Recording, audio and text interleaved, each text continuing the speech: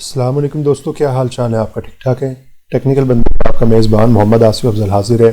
दोस्तों, आज मैं आपको एक टाइम टेबल के सॉफ्टवेयर के बारे में बताऊंगा जो बड़ा ही ज़बरदस्त है और बड़ा ही पावरफुल है। ये आपका काम जो है टाइम टेबल से रेलिवेंट जो है वो बड़ा ही आसान कर देता है। ये आपको जो है वो ऑटोमेटिकली भी टाइम टेबल जनरेट करके दे सकता है, और अगर आप उसमें मैनुअली भी कुछ सेटिंग करना चाहें तो आप उसकी मैनुअली भी सेटिंग कर सकते हैं। ये हमारे पास मैंने इंस्टॉल किया हुआ है। ये ऐसी टाइम टेबल आप कहीं से भी इसे जो है परचेज़ करके इंस्टॉल कर सकते हैं। इंस्टॉल करने के बाद जैसे ही आप इसे रन करेंगे तो आपके पास ये ओपन होकर सामने आ जाएगा। लेकिन उससे पहले मैं आपको ये भी साथ बताता चलूँ कि ये सिर्फ टाइम टेबल जनरेशन सॉफ्टवेयर भी नहीं है, बल्कि इसके साथ साथ आप इसके अंदर जो है सब्स्टिट्यूशन भी कर सकते हैं। यानी अगर आपका कोई टीचर जो है वो छुट्टी पे जा रहा है या उसे छुट्टी पे जाना है तो उसकी जगह आप किसी और टीचर को जो उस टाइम में फ्री होगा तो आप उसकी सब्स्टिट्यूशन जो है इसमें कर सकते हैं। यानी आप जो है जो टीचर अवेलेबल नहीं है उसकी जगह किसी और टीचर को भी एडजस्ट कर सकते हैं।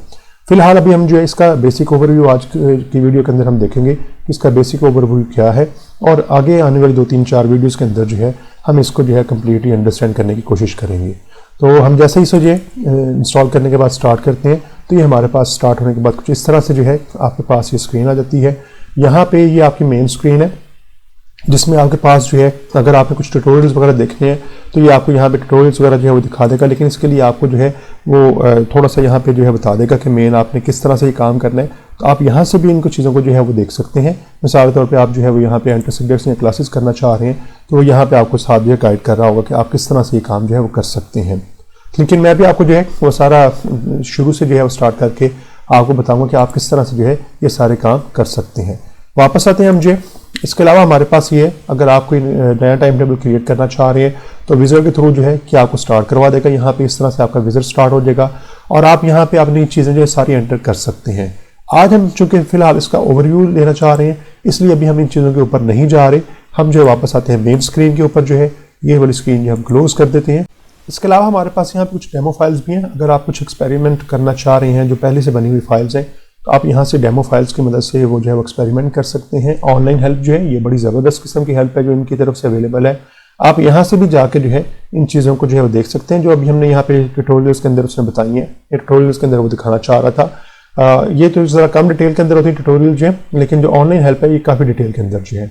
इसी तरह से आप जो है वो अगर कोई लैंग्वेज जो है वो सेट करना चाह रहे हैं तो आप यहाँ पे क्लिक करके इसकी जो है वो लैंग्वेज वगैरह जो है वो सेट कर सकते हैं।